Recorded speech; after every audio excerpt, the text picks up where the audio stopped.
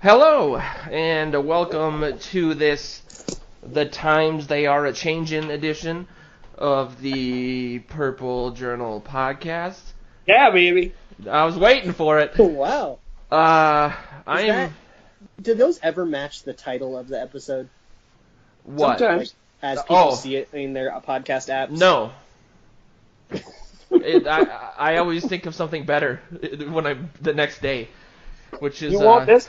The times they are changing. Quoting Bob Dylan, there's nothing better than that. I am a new convert to Bob Dylan. Mr. Joe Oberle sent me a kind of a best of. Classic Joe Oberle, by the way, the only person to send music through the mail in 2018. But I got about 6 of his albums this week. Been jamming out. I am your host, by the way, Joe Johnson, owner of purplePTSD.com and VikingsTerritory.com, here with the aforementioned Joe Oberle. Yeah, just be glad I didn't send you an 8-track, okay? Joe writes for purplePTSD, Vikings Territory, the Sports Post, and also Luke Braun is here. He writes for purplePTSD, Vikings Territory, co-hosts the Pocket Protectors podcast on the Climbing the Pocket Network. What's up, fellas? Yo. Sounds like you got a cold, Joe. No, I literally stretched before we started the show, and I think I pulled a muscle in my back. Oh. So, Jesus. I'm falling apart. So that's what that sounds like. Okay. That's good to know. It was the last episode was my birthday episode, and now I'm on the other side of 34, and things are just falling apart. Joe's stretching out. The times there are changing, I guess. Yeah, I tried to be healthy, and look what happened. In spirit, you're older than Terrence Newman. That's for sure. Yeah, but how are you guys doing? I'm clearly falling apart, but... Doing well.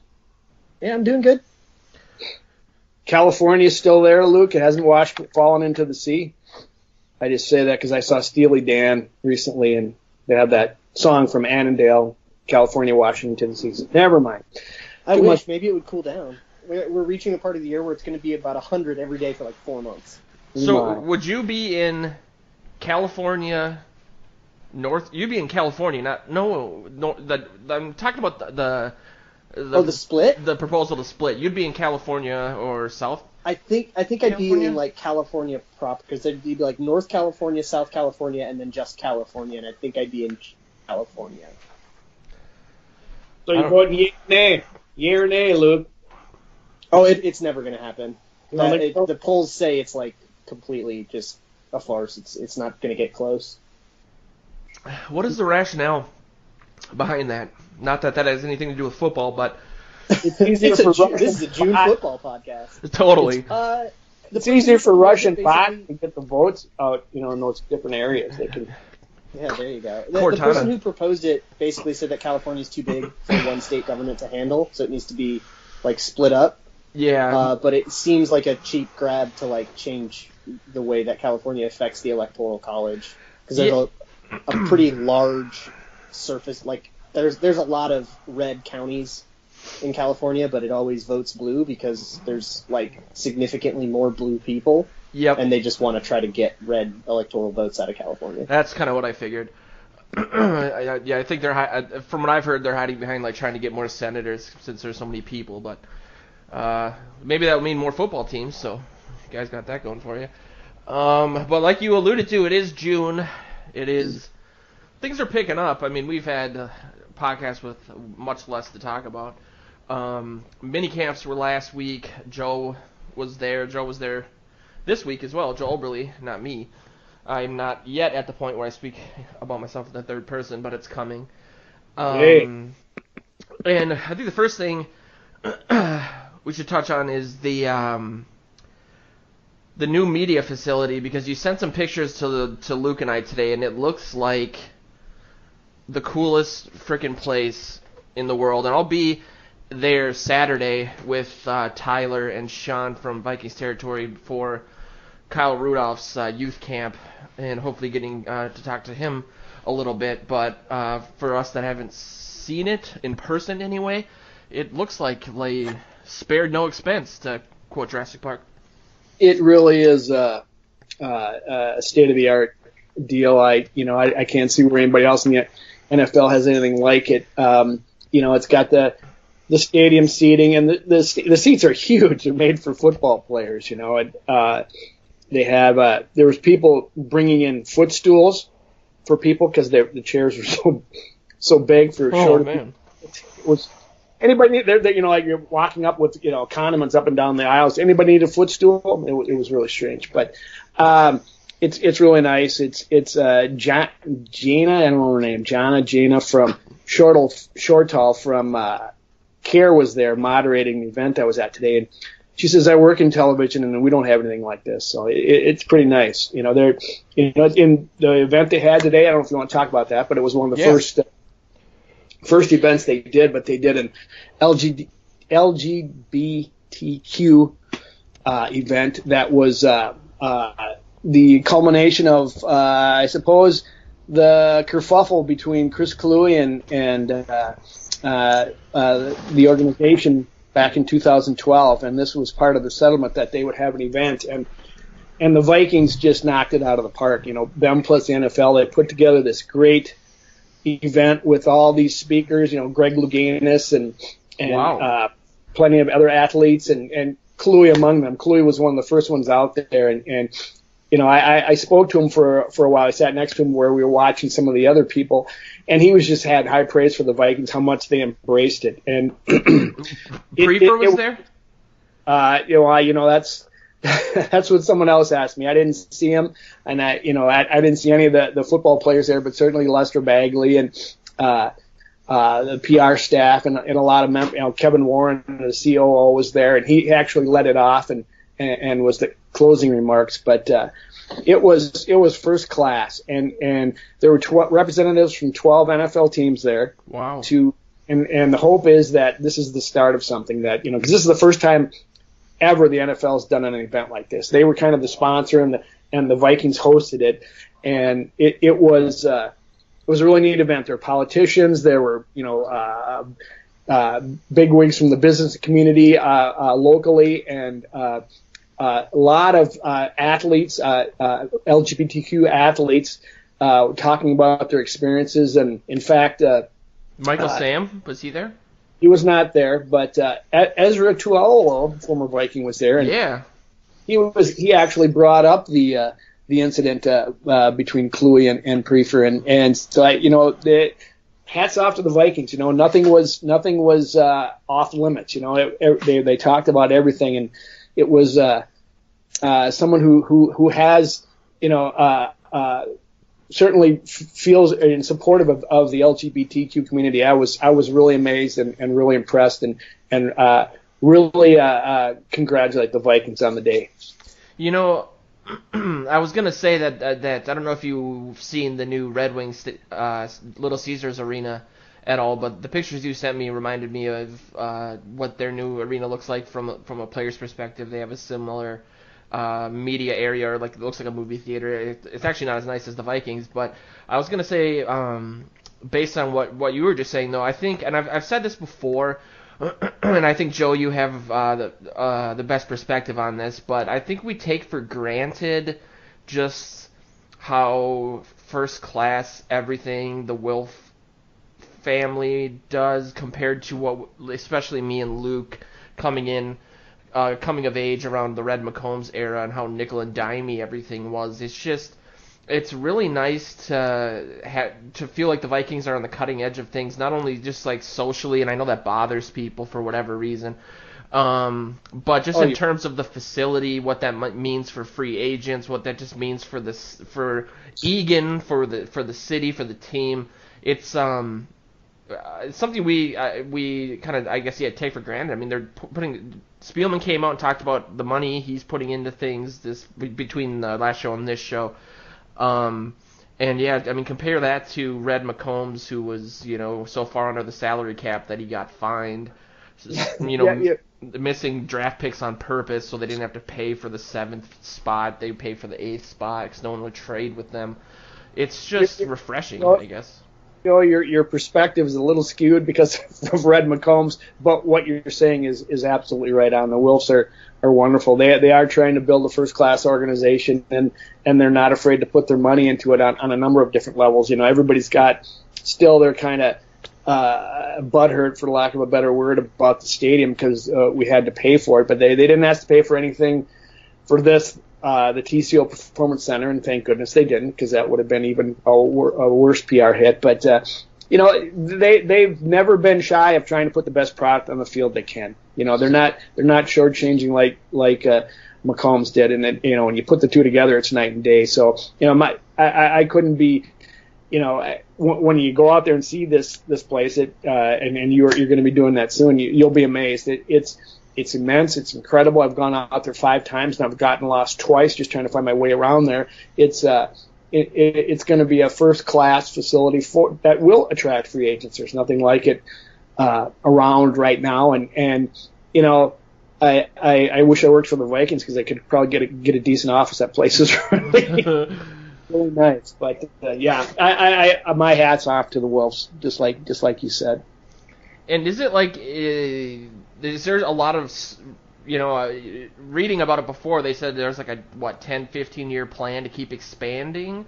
Is it just like the facility and then they're still building around it and a lot of like open space or space under construction? Or what does it look like around the facility? Oh, yeah. I didn't send you this picture, but I took some pictures from up in the performance center today out on all this acres of brown earth that they're excavating and building on right now. And as I was driving in there today, I always look for, to find my landmark, I'm always looking for a crane that's sticking up in the air. And I'm thinking to myself, I don't think that crane's going to be gone for a while because they're just going to keep, developing in that area and putting up, I guess I've heard hotels and different things. So yeah, there's a lot going on out there, and there's going to continue to be. And so I think it's going to be ultimately really good for the community. I don't know what it's like to live in Egan and if they're happy with their new neighbors, but as a member of the state of Minnesota, I'm pretty pleased. Now that the lights are off, I think they're probably a little happy. I think you're right. But getting into some of you gotta get back here and see it, buddy. Yeah, I drove by it when the roads were all closed down. And I was going to go around like the roadblock sign, but I didn't do that. Roads closed, is that a segue?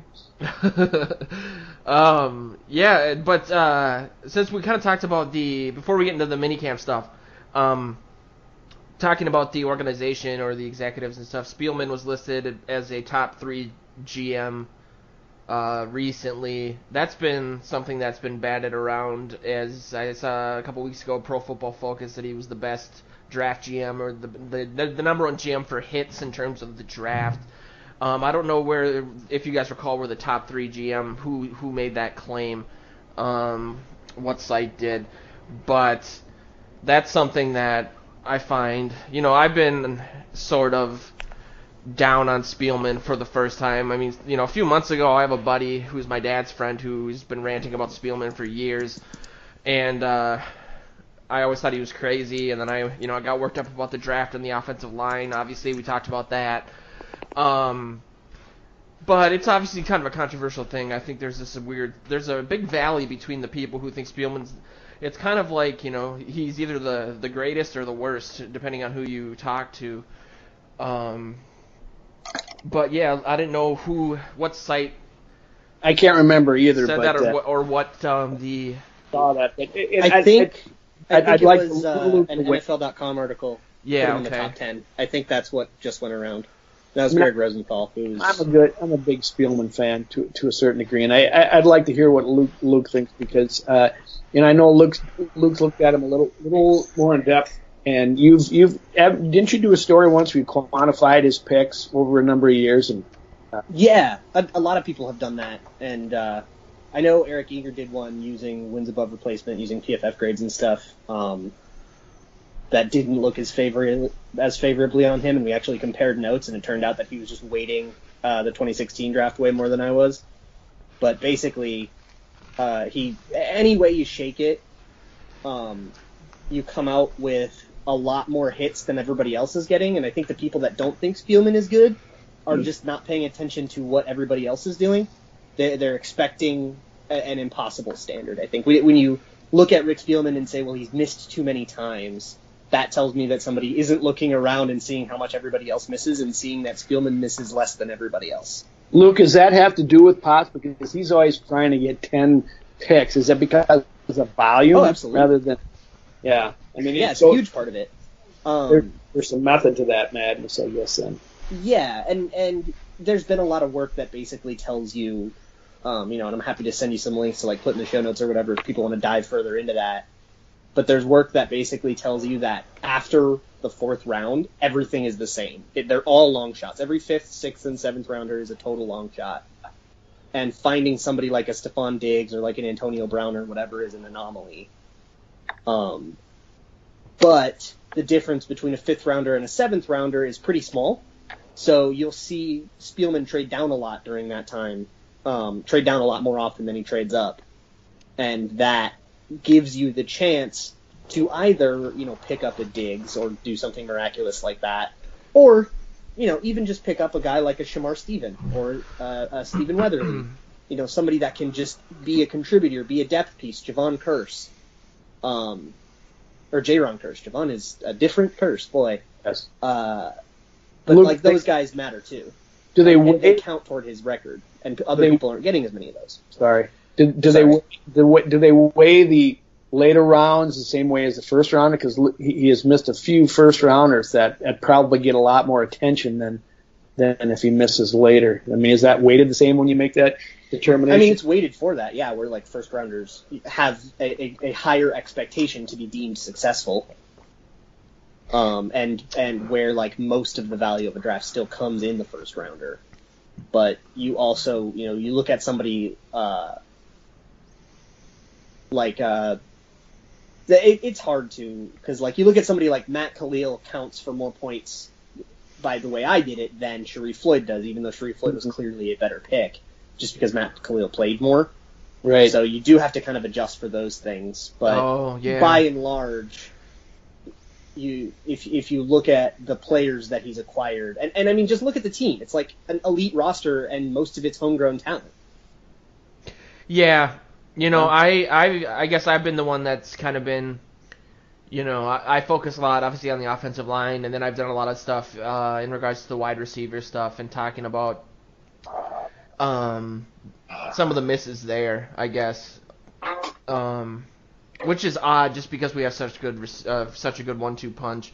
But we've talked about that, and I've talked about how, like you said, the Diggs thing was an anomaly or something you can't really rely on. But no GM is perfect, and I guess the way that I look at it, even if I don't agree with some of the offensive line stuff or some of the picks in regards to receivers, is outside of the draft, they've been able to fill holes in a rather...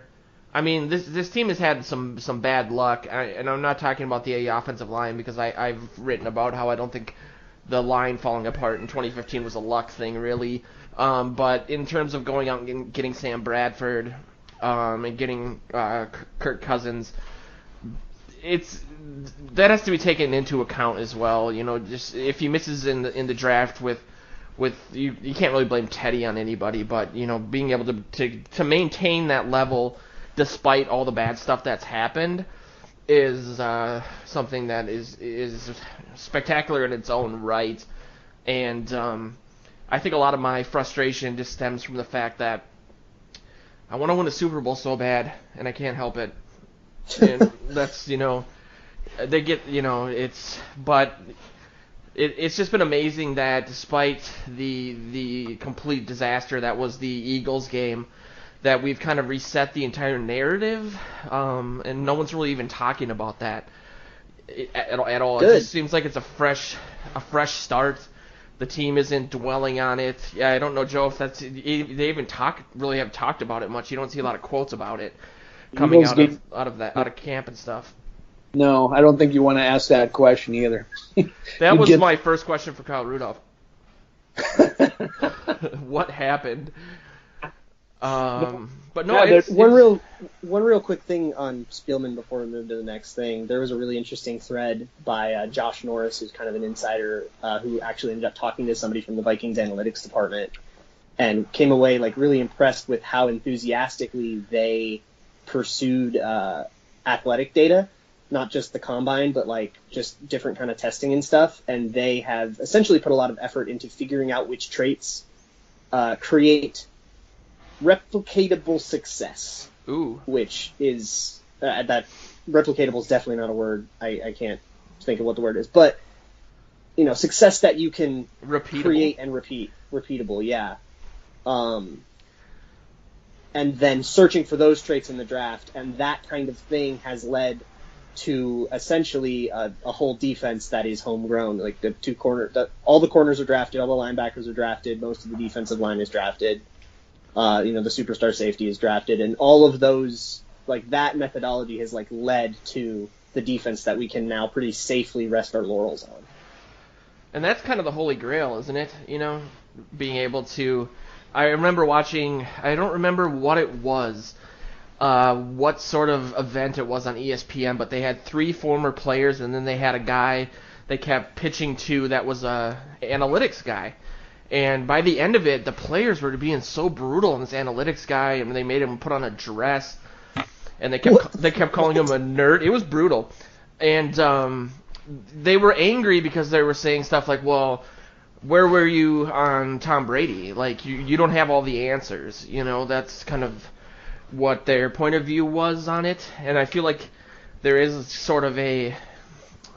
And Luke, I don't know if you pick up on this either, as a guy that focuses on analytics a lot, but there seems to be at least some not animosity, but frustration between kind of the old school and the new school in regards to analytics, and maybe people getting the impression that people that write about analytics or use that are saying that they somehow have found the answer, as opposed to it being just another tool.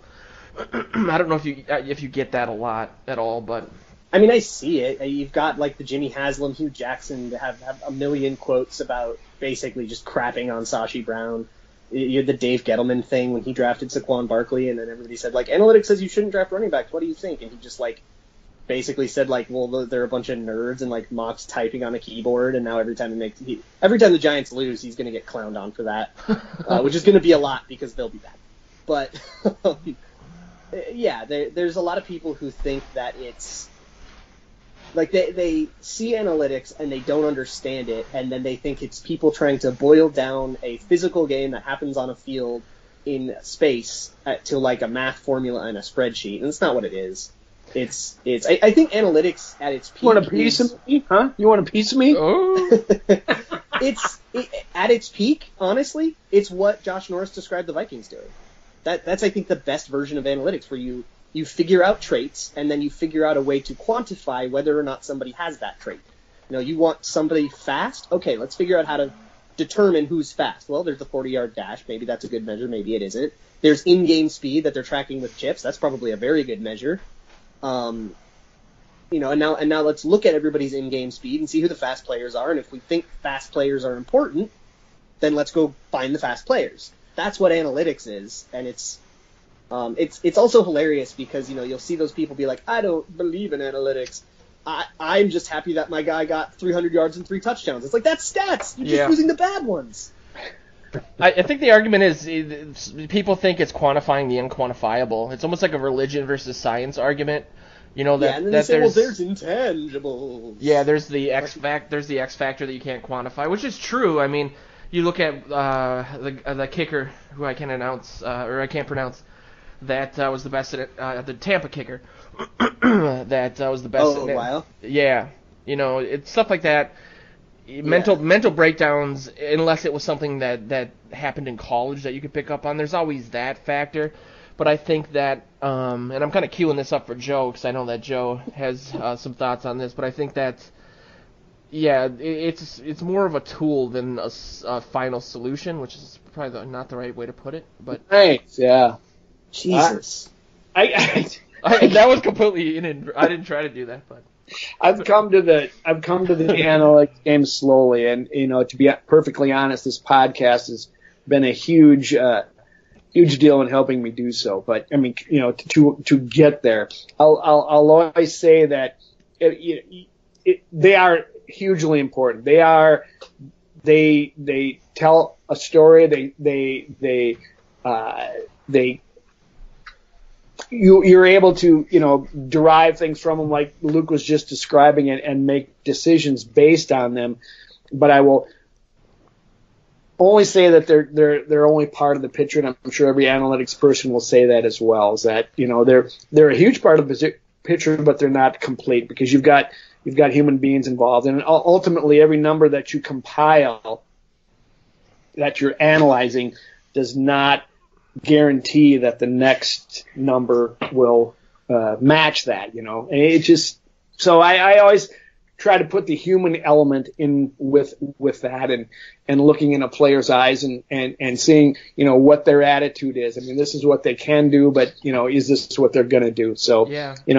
I've really come to appreciate it, and I love listening to you youngins talk about them, because they're yeah. You hit on something really important there, and it's probability. And like we can kind of say with analytics to a pretty accurate degree, hey, there's this chances of this happening. You can be pretty accurate. I think Cynthia Freeland has a great model that she uses on her podcast, which is an NFL podcast, Game Theory and Money.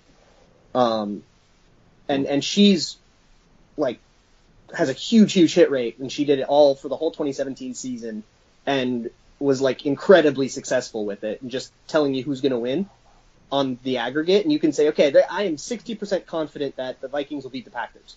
Well, if the Packers then beat the Vikings, that doesn't mean you were wrong that it was 60% likely. And I think people have a really tough time parsing probability theory. Like they would hear that and say, well, hey, your thing said the Vikings would win. Why were you wrong? Right. Like, no, I wasn't wrong. It's just the less likely thing happened. That's life. That's how probability works. Yeah, that's exactly it.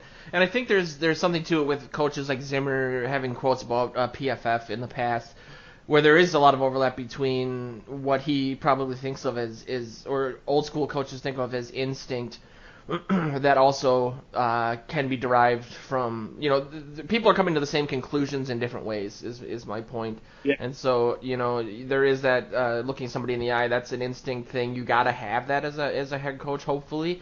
But that doesn't mean that there's different conclusions. We're in staunch defense of Matt Khalil, so I think Mike Zimmer's taking the L on that one.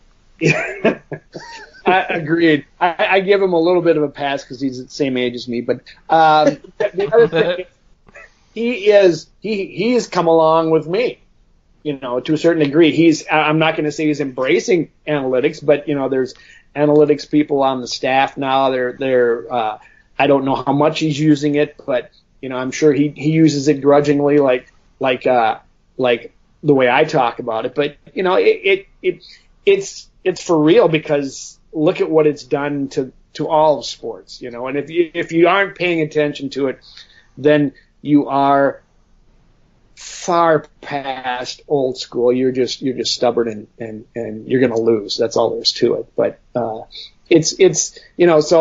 I think Zimmer has come along, dragging his foot behind him, but I think he's on board with it to a certain degree. Is he ever going to start quoting analytics stats at some of his pressers? I don't think so, but I'm sure his staff are making good use of it. I do know that the Vikings use a lot of PFF data as whatever quotes have happened in the pressers at whatever point. Behind the scenes, the Vikings and Pro Football Focus have a very productive relationship. Ooh, that stuff is expensive too, man. We're looking into getting that for both websites, and it's like, man, PFF is doing well. So are you saying that the Vikings actually pay PFF to give them certain stats about their players, or yeah? So every team in the league does, and that's actually a recent development. There were two teams, which I will not name, that hadn't that were the last two holdouts, and they just recently caved and are now paying Pro Football Focus mostly for charting like positional data. Alignment data and stuff. You basically can get, okay, in the last 4 games, where have they put Brian Robeson, and they would get data like, oh, that's where they, instead of having to watch a bunch of tape and chart it out manually, Pro Football Focus already does that, and they can pay them to tell you, oh, Brian Robeson rushes from the inside a bunch. And that's valuable information. So that kind of thing they sell to all the teams. And they also sell, analytics and actual just consultations. Teams will just ask them, hey, we want a free safety. Should we go try to get one in free agency, or should we take our chances in the draft? And Pro Football Focus will actually try to come up with an answer for them with as much nuance as possible, using both production and their grades and with a very realistic outlook on how accurate their grades are for certain positions, because they're better for some positions than they are for others. And it's that for all the clowning that people do on Pro Football Focus, every team uses them. So are they so much better, or because they've been doing it longer and than more manpower than anybody else? More manpower, I was going to say, rather than a staff, that you could hire somebody for your team to do that, but you can't. They have more manpower. Yeah, there's a lot of stuff that they chart that just nobody else pays attention to. Nobody else in the world is going to chart for every single player in the whole league how often they line up at 1 tech versus 3 tech. Nobody else does that. Wow. They're a third party. It makes more sense to use them than to hire a full staff to do it for yourself. It's like using account temps or something. So where do the Eagles, our most recent champion, where do they fall in the PFF range? I mean, I suspect they probably isn't Peterson. Does he subscribe to this kind of thing or not? Yeah, well, they're huge champions of analytics, maybe even to a greater degree than you think. They're really just like smart about stuff. And it just so happens that analytics often agrees with that, because a lot of good ideas are very obviously good, no matter how you got to them. But yeah, I mean, they use all kinds of, I don't know about Pro Football Focus specifically with them, but I know that they use a lot of like data-driven ideas, and they have a method that I also really like, where they, instead of saying, they get on 3rd and 4, they run this often, it's, on 3rd and 4 in this personnel package in, the third quarter of game. Like, they really, really divide it up so that you can look at a situation and say, okay, this is the tendency I think we're going to get. But they also use things like if-then statements, which is how they kicked our butts. They say if the linebacker goes this way, you run. If the linebacker goes this way, you pass. And it's just an easy read. There's no way to really, the defenses haven't really figured that one out yet. Wow. So that's how the Eagles kind of sustain their success. There's actually a great video that's on YouTube now, on the official NFL YouTube, with Doug Peterson, where he explains all of this, and I highly recommend everybody go check that out. Film Room with Doug Peterson. You should email it to me so I can put it in the article for this show. Yeah. All I can say is I can't wait till you guys get older and the next wave of younger people with their other next-gen stats, and you'll be saying, no, but these are better. Nope, it'll be like Cortana, man, I'm telling you. I'm already sick of the kids in their SoundCloud rap. Tell me about it. Even now there's bots that write like beat articles for websites. They just basically come up with 500 words and throw it out there that you can. Where's the personality? Yeah. Speaking of personality, before we get into minicamp real quick, we wanted to also highlight the fact that the Vikings media staff was awarded the Pete Rozelle Award. Does that mean they were considered the best in the league, Joe?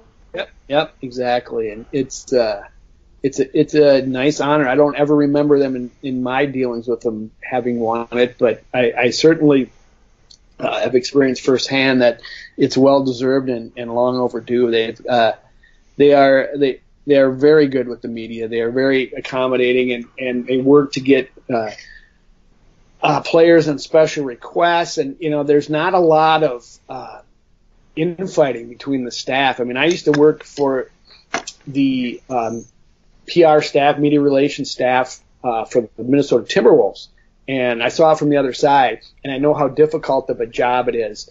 And with it's a little bit easier on a football team because you've got 53 players and all these media requests, but by the same token, there's that many more requests because football is so much more popular than any other sport. And these guys have they're great. You know, you ask them for something, and they're more than happy to accommodate you if they can. You know, and at the same time, they got to protect the players. That's the give and take they have to go through all the time. And I you know, got to know a lot of them very well, and I can't say enough about the guys that work there, the people that work there, and I congratulate them and very happy for them. Yeah, as I've experienced a lot of interaction with the public relations department as the sites have gotten bigger, you know, trying to get press passes for camp or trying to get invited to events like on Saturday, and they're just like the nicest people, you know. I never get the sense that I'm bothering them, which I very well most likely am, since that's what I do all day. But they've been super great to us, and it's a big part of what we're doing. I go back to when I first started, you know, writing for websites. I was writing for Examiner.com. Wow. And covering the Vikings. And I got a note from John Ekstrom, who's still there, and he was interviewing me saying why, because I was trying to get passes to the games or the camp or what have you. And he says, why do you need it? He wanted to know what you know the thinking was on my end, because you know it was a small, well, it was Examiner, you know, it was the early days, and for him to you know have a back and forth with me when I'm not one of the main established media, and to you know figure out how to do his job better was impressed the heck out of me, and we started a relationship, and he's been very good to me ever since. And so, you know, that's the kind of thing, you know, they're doing their job well, and they're not just saying, oh God, here's another request, the heck with them, you know, can't blah blah blah blah. They're serious about what they're doing, and I've always appreciated it. Totally. I mean, last year the policy was no blogs get passes outside of the 4 days for training camp, and just in talking to him through the off season, clearly the tide is changing towards whether it's a blog or not, just a website. There's the determination there, but they seem like they kind of change with the times, which is nice. Yes, they have.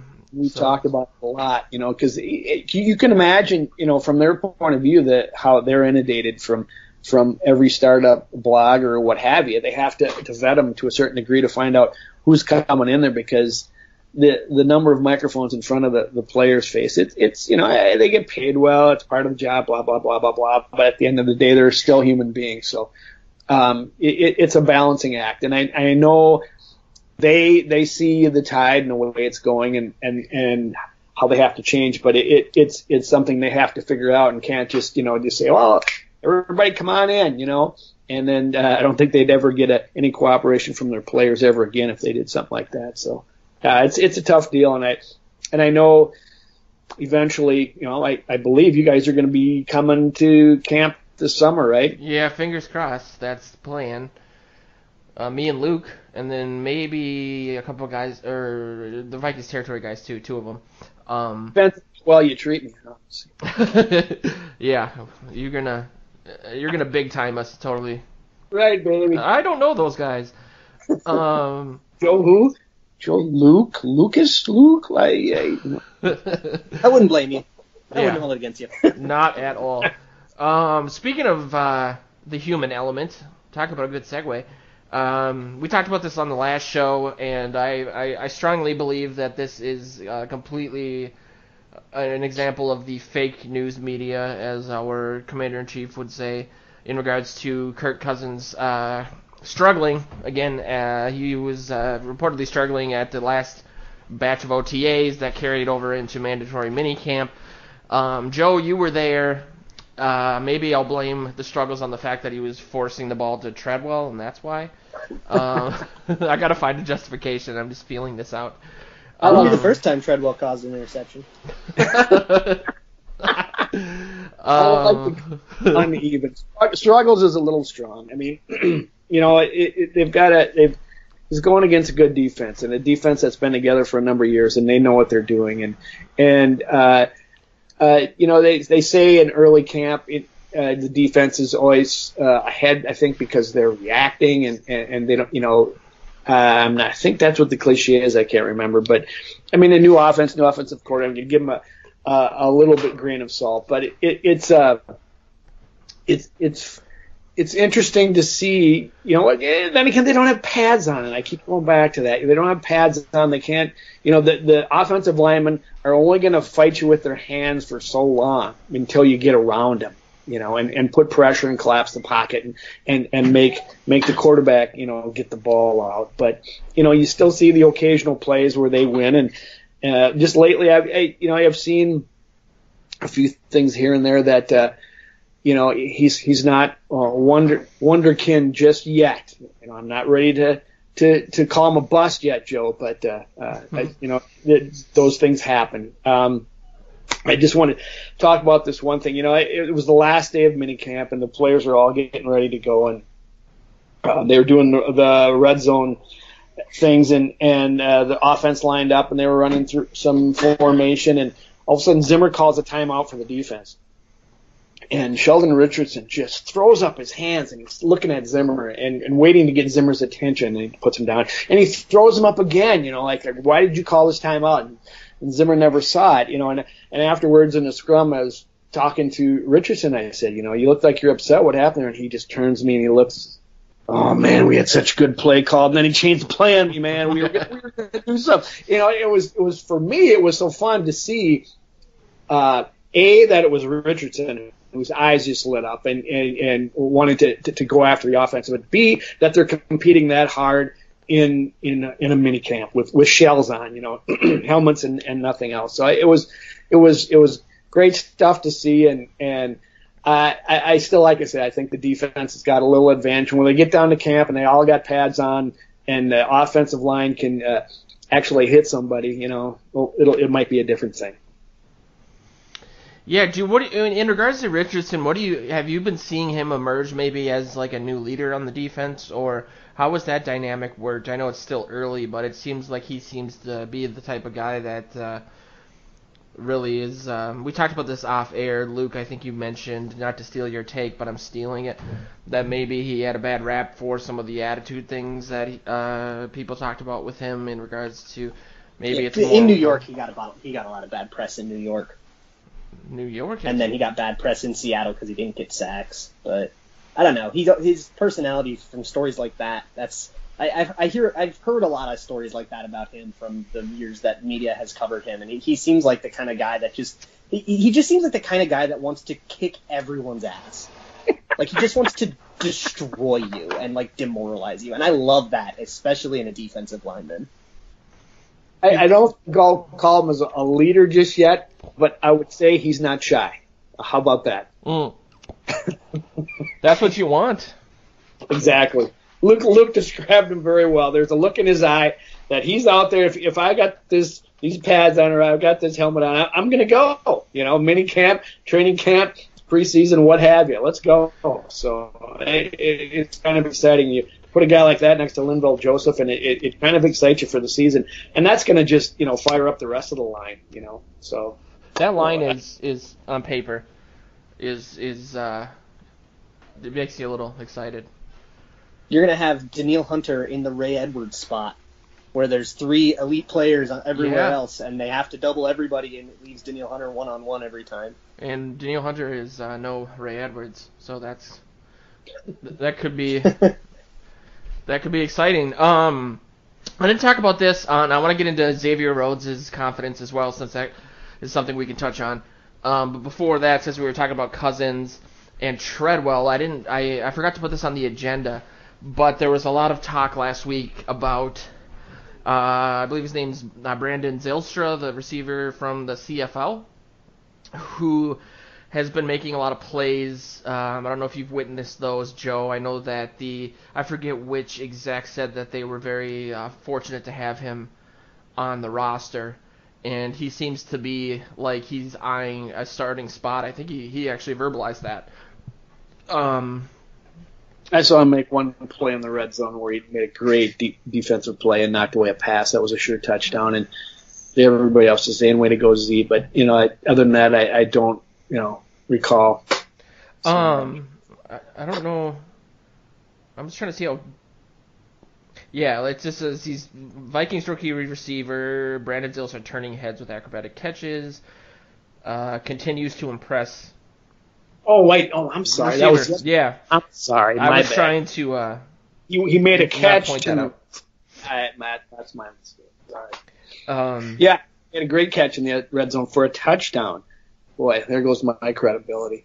But this beer's almost gone too. So anyway, no, he made a nice catch in the end zone, and all the other receivers were chirping, cheering him on. But I haven't watched a heck of a lot more of him. I think he was like one of the best receivers in the CFL, whatever that means. He's the same size as Thielen. It says 6'2", so that's kind of exciting. I don't know. I'm a wide receiver nerd, so it's always good to see a decent roster chance if he continues to impress like this, because the way the roster is constructed right now, there's like those kind of bottom spots, those fifth and sixth spots. All he has to do is beat like Stacey Coley and like Caleb Jones, and if he has like a lights out preseason, he totally could. Be a good story. Spicer, Minnesota. Yeah, Spicer, man. I was gonna say something. I forget what it was. Oh yeah, Kendall Wright. Is there been? I haven't seen a lot of stuff about him. With Treadwell getting all these looks, we talked about off air also, and we talked about this on the show last week, so we don't need to get into it too much. But I think the consensus maybe was that they're really giving him one last look. Or giving him a final chance to impress. And I just saw a headline, I think, from Fansided that said Treadwell continues to not understand how important this offseason is for his career. I'm gonna need you to link me that one. Okay. And it is Fansided, so who knows who wrote it? But have you seen anything from Kendall Wright at all? He's there. No, I think I've just been in a scrum with him, and I know he really likes Cousins as a guy as well as a quarterback. I know that he's playing, getting second team and third team reps. So they're bringing him along slowly, and the first three receivers are Diggs, Thielen, and Laquan Treadwell.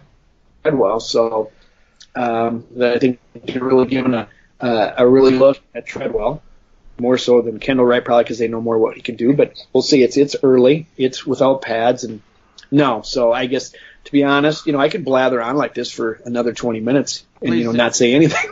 Please do. Please do. I just texted you guys that story, by the way.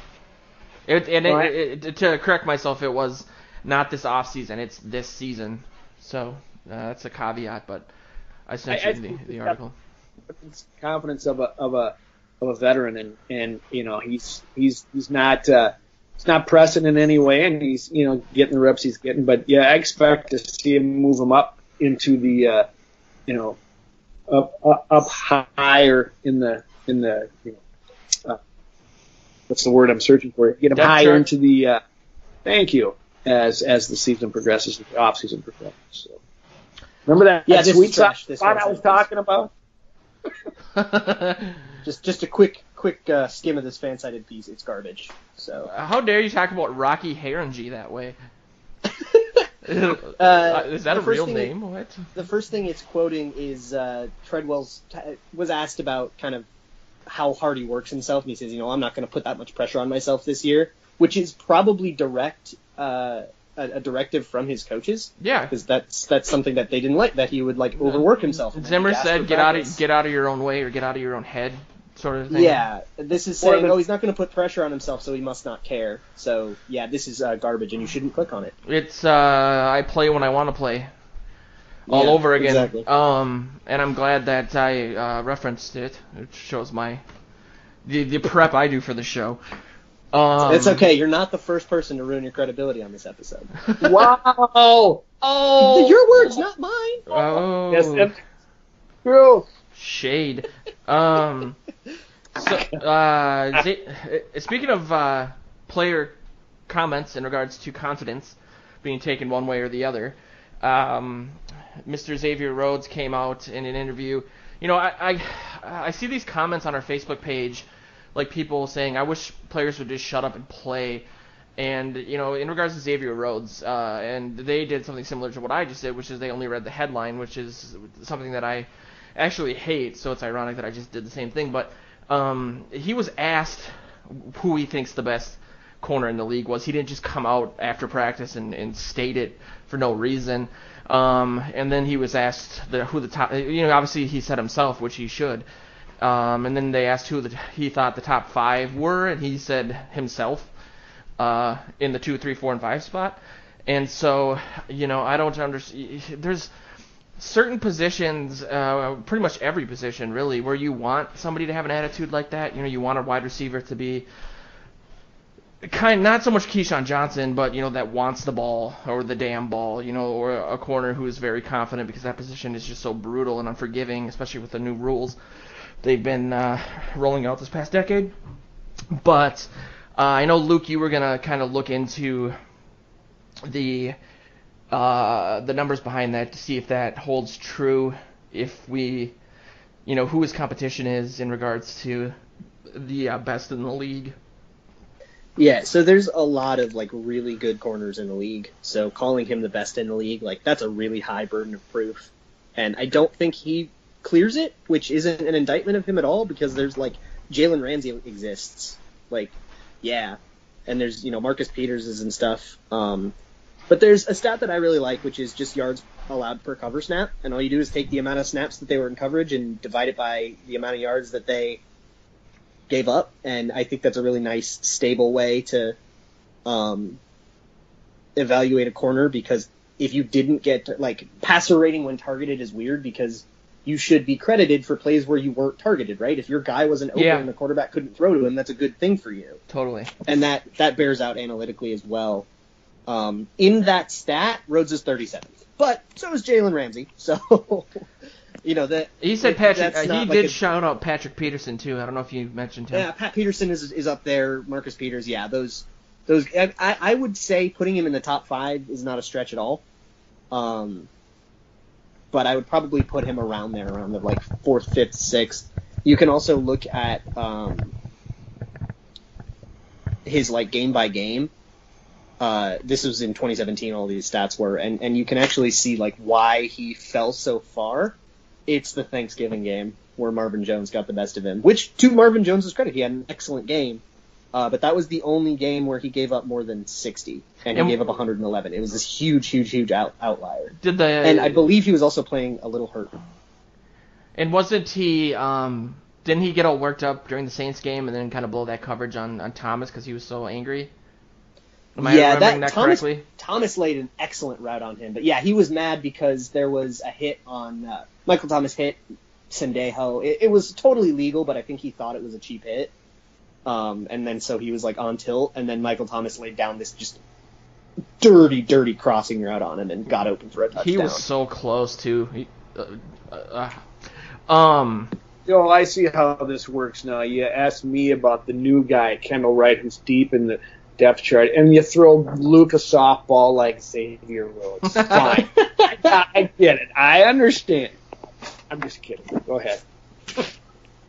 I want more Brandon Zilstra stuff from you.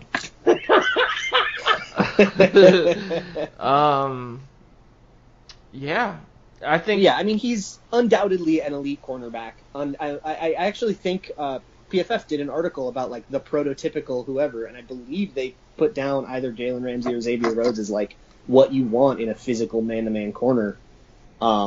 If you're drafting someone and then you say to yourself, hey, this guy kind of reminds me of Xavier Rhodes, get that guy. He's an excellent player, and whether or not he's a little better or not a little better than Tremaine Johnson or whatever, he's an excellent player. He's a cornerstone of the team, and I hope he retires a Viking. What do you think, Joe? I did like the Rhodes close quote from that interview also. I'm sure that's been around, but he could sell a ton of T-shirts. Are you serious? Isn't he already doing that? He must be. Or he should be. I'm pretty sure you can buy Rhodes closed T-shirts. Yes, absolutely. I'm going to make them. We're going to go to court.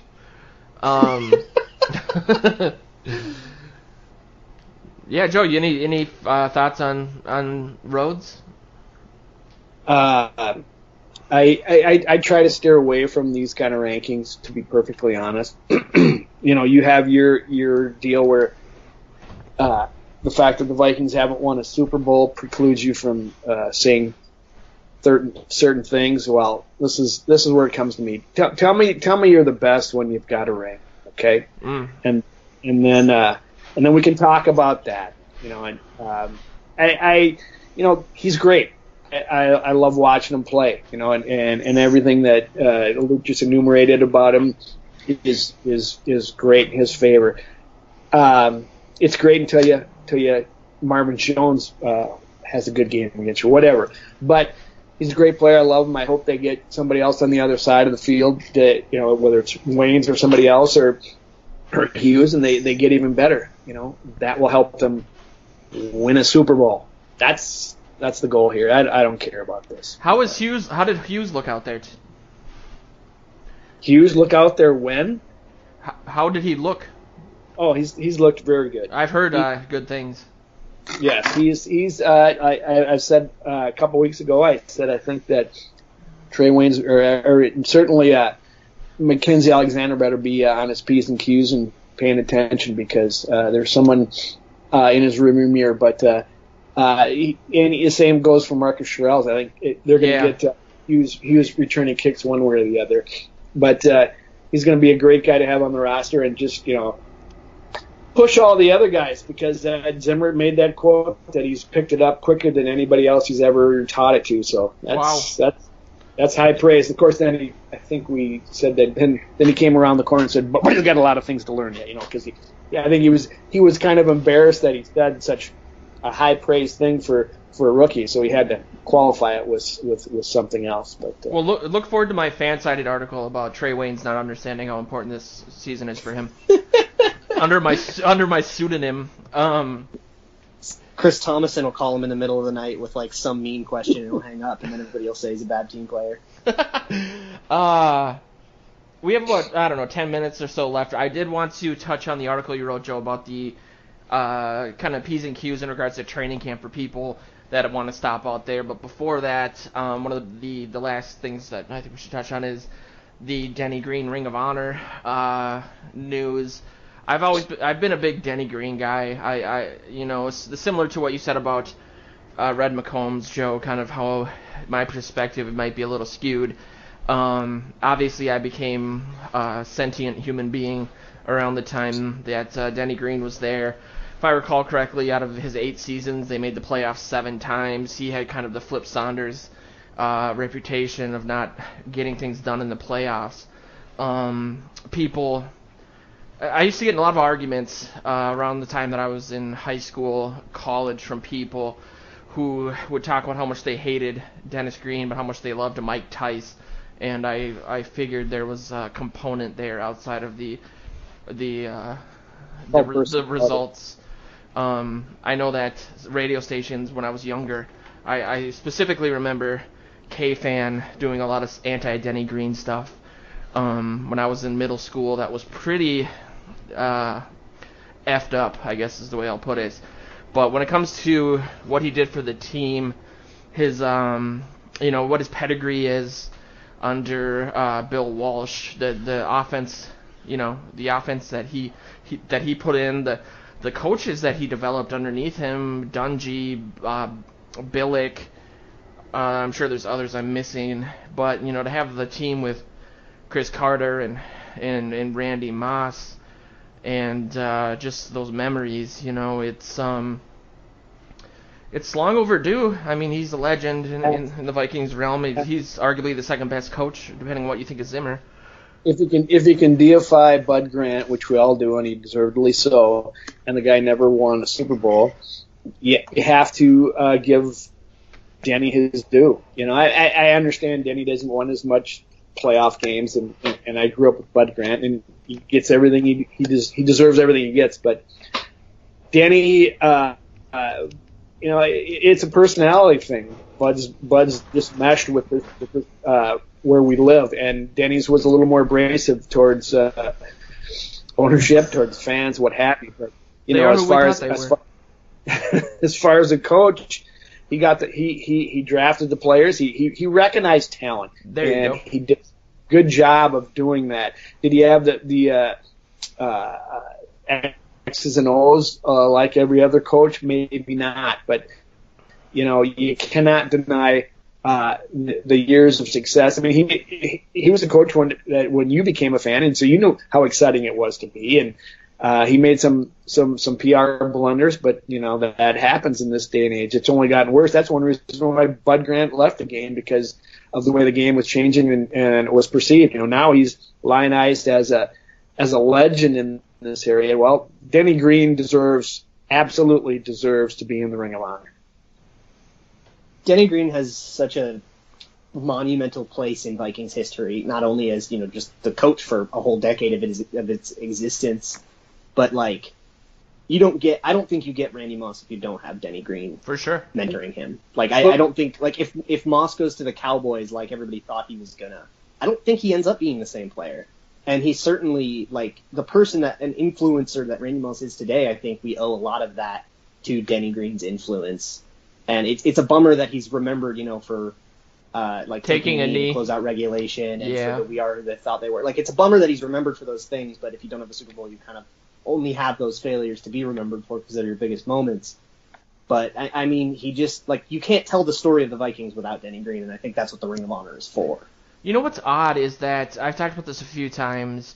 There's guys like Wade Phillips, or there's tons of them who Norv Turner was one of them too, that seem to always have a job regardless. They'll be a head coach, they'll get fired, they'll go back to being a position coordinator, they'll go back to being an offensive coordinator, then they'll be a head coach again. It's the same group of 25 guys, and it seemed like Denny Green, for whatever reason. And I'm wondering what your take is on this, Joe, because I wasn't paying as much attention back then, and I clearly don't pay much attention right now. So that's what you have to figure into this. But he after Arizona, it was like he was an arena football coach or a CFL coach or both. It just seemed odd that I don't know if it was his temperament or why he was kind of blackballed from the league when a lot of other guys who he worked with clearly always got those opportunities again and again. He loved. That's why he kept coaching even after he was done in the NFL. But he had a couple major meltdowns. I mean, he wrote the book where he laid out the plan to take over the team, which was a mistake in Minnesota. And then one of you said it earlier, saying he wanted to own the team. Yes, he had laid out a plan of how that was back in the days when they had all the multi-owners own the team, a bunch of them. And that was holding him back. And he had in the last chapter of the book, he laid out his plan for basically taking over the team, how he was going to get control of it and own it or whatever. It was a little bit cray-cray back in the day, and that was his first bad move, and then after that, things happened. But then in Arizona, you mentioned it earlier, they are who they thought they were, and that was a high-profile meltdown, and black blood, you could very easily say. I mean, if he probably deserved another chance in the NFL. He was that good of a coach, but I don't know. Maybe his temperament didn't match what somebody else wanted. I don't know. I don't want to say there was a racial component. There could have been, but I to be honest, I don't know. But he became kind of a parody of himself after he made that had that meltdown. And it was his playoffs moment, playoffs.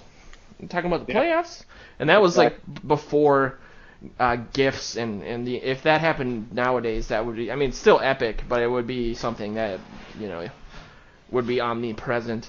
I will say that black coaches and black quarterbacks in the NFL have always had a shorter leash. That's not news. That if you don't think that's happening, you're not paying attention. That definitely has something to do with it. Yeah, I know. I didn't want to touch on. I think Joe was talking about from the NFL perspective, from being hired. And the component I was talking about earlier was the fan component. It was palpable. Just seeing people, I couldn't rectify that. How do you look at Mike Tice, this was the season after the 2 seasons we started 6-0 and then 5-1 and missed the playoffs both times, and then I'm looking at my ex-girlfriend's brother in the face. We're out on a canoe up at Red Lake, and he was going on and on about how great Mike Tice was and how terrible Denny Green was, and it just was like, how what? Like there's race there, but there's also, you have to feel a little bit sorry for Tice because he was coaching with 2 arms behind his back, whereas people maybe had sympathy for that. I don't know, but it was all character, it was personality. Danny was abrasive. Mike Tice would go to Bunny's and have a beer with you. I mean, he was like, I don't want to say that, but he was. He was the everyman's coach, where Denny you kind of bristled at. As long as he won, Denny's okay for you. But in the moment he doesn't win, boom, got to get him out of here because I don't like the color of his skin. I don't know. I don't want to go there, but Luke is right. If you don't say that, if you don't admit that that's part of it, then you're blind.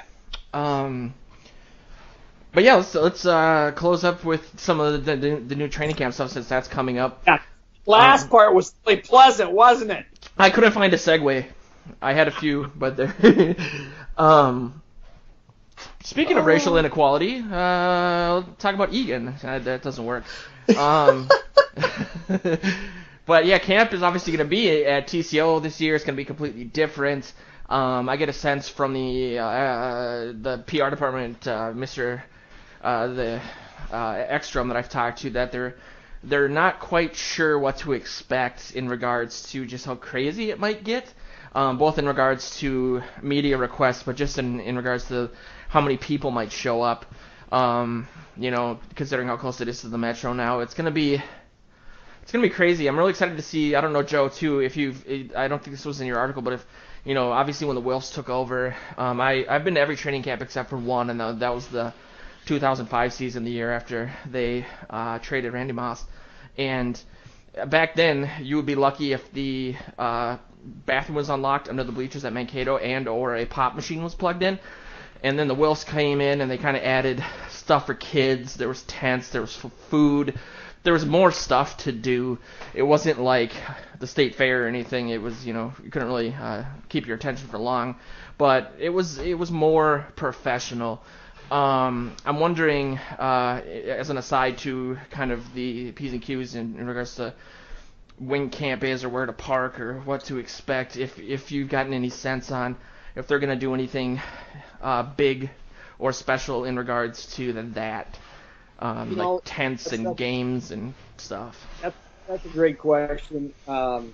I suspect the attempt will be to be ratcheted up from what it was in Mankato, just for the sheer fact of the matter that they have so much more land and more space to do things, more fields, and it's all new to them the first time, and these guys have been cranking. I was talking to one of the PR guys today, Walt, just discussing about when you guys ever get a day off. They said they're going to get a week off over during the 4th of July, and that's the only week the whole year that place has been closed because they just had a Super Bowl. They just opened up this place right after the stadium. They started broke ground for TCO right after the stadium was built. Blah blah blah. They've been going crazy for a while. So and that's not making an excuse for them. I think it will be better, even bigger than it was in Mankato. I think there'll be some bumps to go through. I'm really curious about parking because I don't know how they're going to handle all that yet. I think you will be doing some walking from one place to another. Rideshare is probably a really good idea. Tickets can be reserved, and so you should do. They're all digital tickets. You should get on that ASAP and do that right away. Yep. Because I think they will go fast, but I would check out rideshare. But yes, to answer your question, I don't know, but I would suspect so, just from what you've seen out there and just what they've been preparing for. So and that's different too, because camp didn't used to on every day require a ticket. Is that something that is different now? I know that You have to have a ticket to get in there. Yes. Okay. Is that what you're asking? Yeah. Yeah. But before you could just kind of show up and just sit there. You didn't have to, unless I think it was the Saturday scrimmage.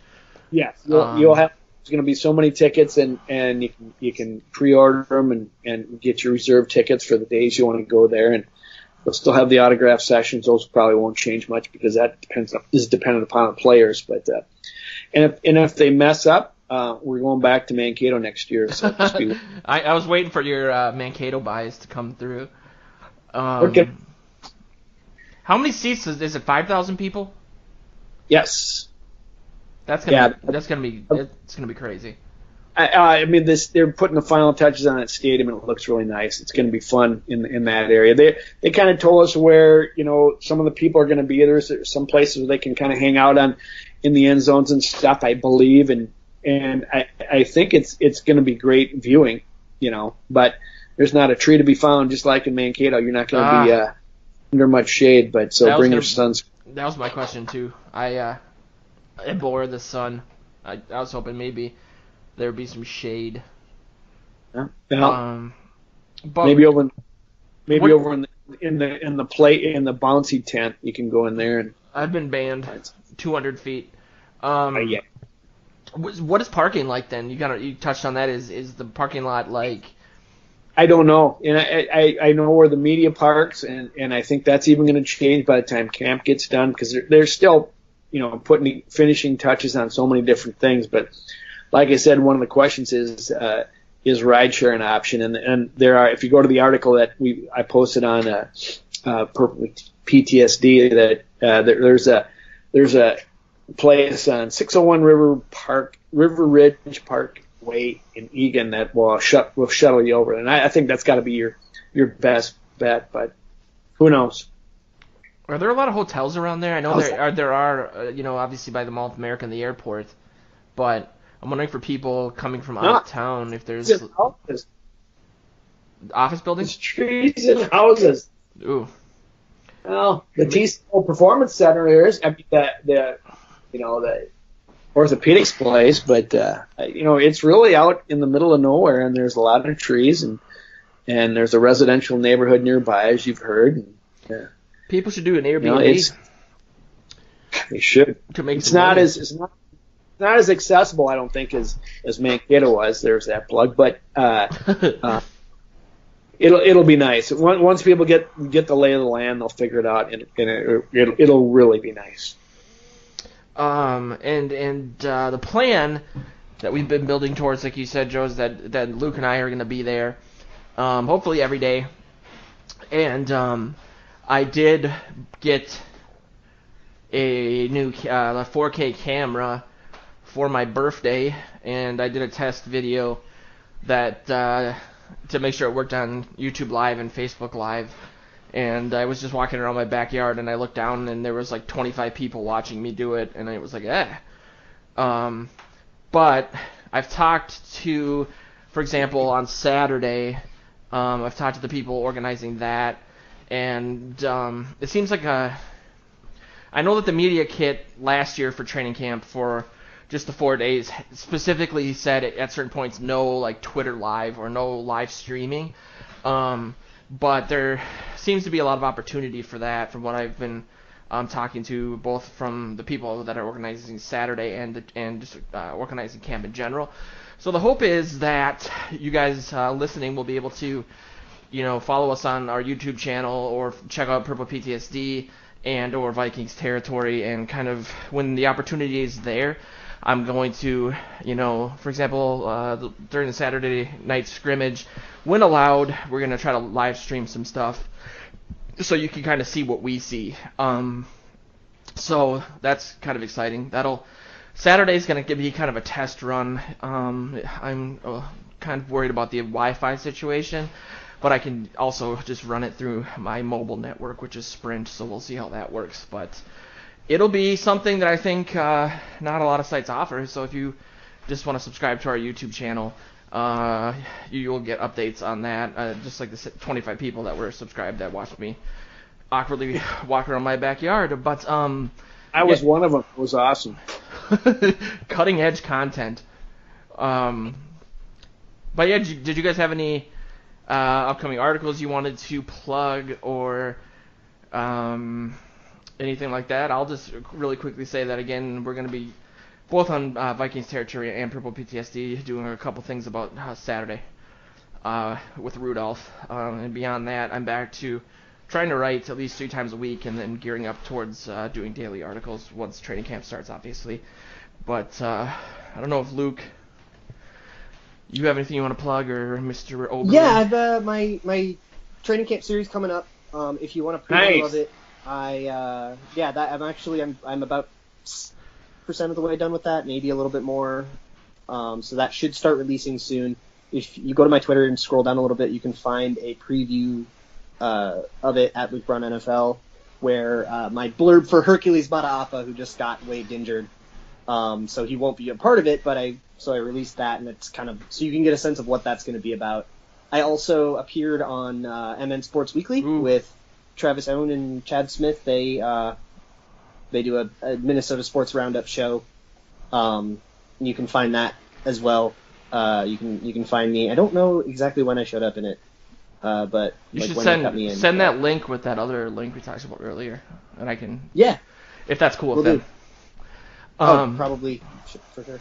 And that reminds me also that I think Joe's going to be. You guys are blowing up, man. What's happening? You're going to be on a show on Monday. Are you nervous? Yes, Andy Carlson. Yes, because my going there and who bolster me up when I lose my credibility. So that's not good. You cut out there. You're going to be on Andy Carlson's show, the Purple FTW, which is the dominant podcast. You're doing it in person. Are you going to Dinkytown? Is that where he does it still? Yeah, at the Blue Pub or something like that. Pub Blue or yeah. I got to go find out. They serve beer. I'll be okay. Yeah, they do. And the one question that threw me for a loop, which is probably why I haven't been on the show since. I was on the show twice in about 2.5 months.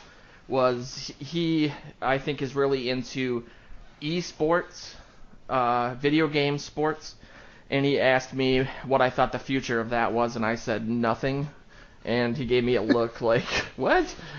And I was like, I just don't, maybe I'm a millennial, but I grew up playing, Sega Genesis, and I just don't see the draw of going to a stadium to watch a couple greasy nerds compete against each other. I can do that at home with a mirror. When I walk in and he sees my hairline, he won't ask me that question. That's the most anti-Joe Oberle question I can possibly think of. But yeah, with that, by the time we're back, camp will be right around the corner.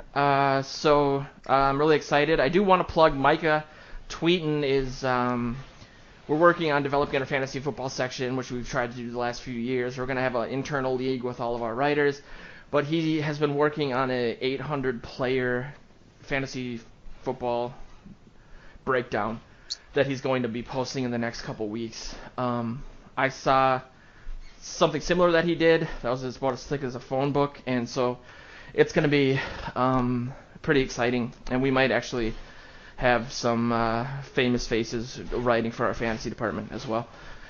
Somebody that might excite a few people, Luke included, but I'll save that for when that's confirmed. But this has been the Purple Journal podcast. I wanted to thank everyone for listening. Our audience keeps growing somehow, and it's been really cool, and we're obviously gearing up for the season.